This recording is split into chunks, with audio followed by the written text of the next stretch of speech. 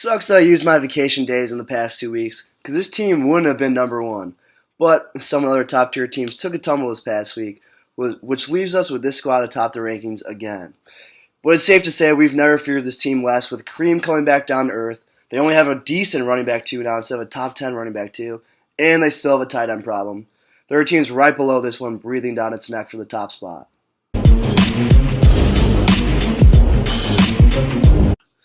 Behind Le'Veon Bell and Leonard Fournette, this team has powered its way to a 3-game win streak and first in the East Division. I don't like the receiving group, but there's a good chance both running backs keep exploding week in and week out. With the tight end position looking good and Brady slotted as quarterback, this team should keep being favored heading into almost every single matchup.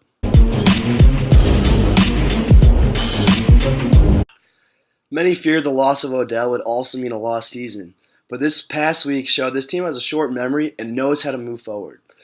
Putting up 115 without a first-round pick is always impressive, and now with Jerick McKinnon looking good in back-to-back weeks, the running back 2 position might have finally been figured out for this squad.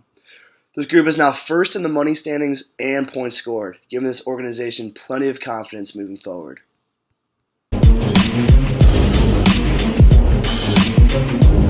After hearing the endless rumors about the team trying to ship him out of town, Jay Ajayi proved he's worth the roster spot by finally waking up and rushing for 130 yards. If the Ajayi rebirth isn't a fluke, this team has one of the best running back duos in the league. And now C.J. Anderson just joined the team, preventing them from being hurt by the Rodgers injury by shipping out Devontae Adams. The squad looks promising for the future.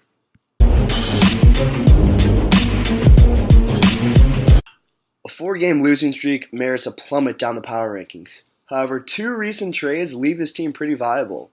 When Sal Paolantonio broke the news of the Chris Hogan trade, cheers were heard throughout the Southern Plantations. With 3 top 12 receivers and AP experiencing a new wave of motivation after being disrespected by the Saints, this team could soon reverse its recent misfortunes.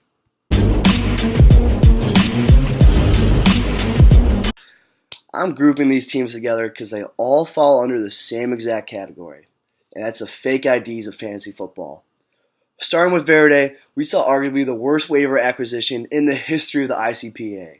This team was experiencing full-on hysteria and decided to dump almost half of his waiver wire budget on a player that's proven he's only good enough to be a third-string back.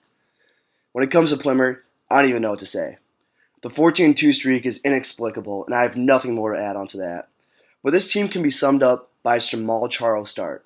Putting in no waiver wire claims with the likes of Samaje Perine and Matt Forte on the waiver wire, this front office showed it's still living off its Super Bowl high from last season and has no interest in putting in that extra effort to defend its title. And now to Cash. Sure, he's 4-2. Yeah, he's tied for the second best record in the league. But you know what? You know what's been his key to victory? Staying in first in one important category, and that's points against. With 529.8 points against, he's been easing through the season as if he gets to play Schwartzy every single week. But don't sleep easy, little rookie, because next week, Kevin and his 2 stud running backs come to town. With all 3 of these teams in the bottom half in points scored, the rest of the league can all agree 4-2 doesn't intimidate anyone.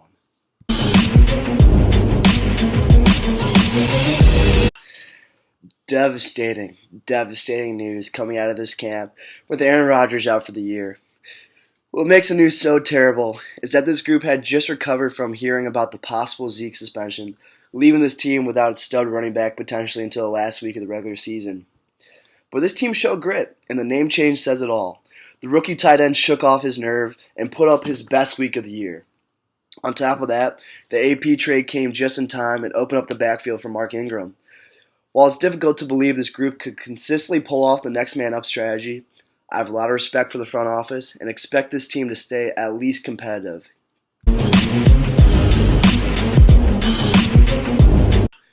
Huge week for this group, and it came just in time, as this fan base had been contemplating suicide for the 10 straight weeks it's lost dating back to last year.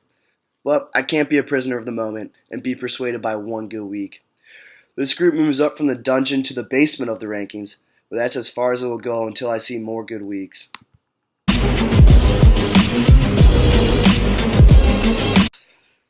Sure, this organization has looked viable the past couple of weeks, but this front office is just brutal.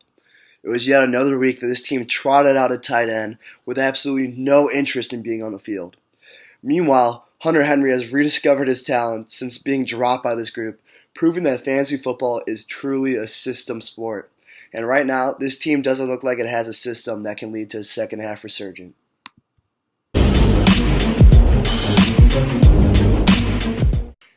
This team had a fun little ride sitting outside the cellar of the rankings, but this week it finds itself back where it's most comfortable.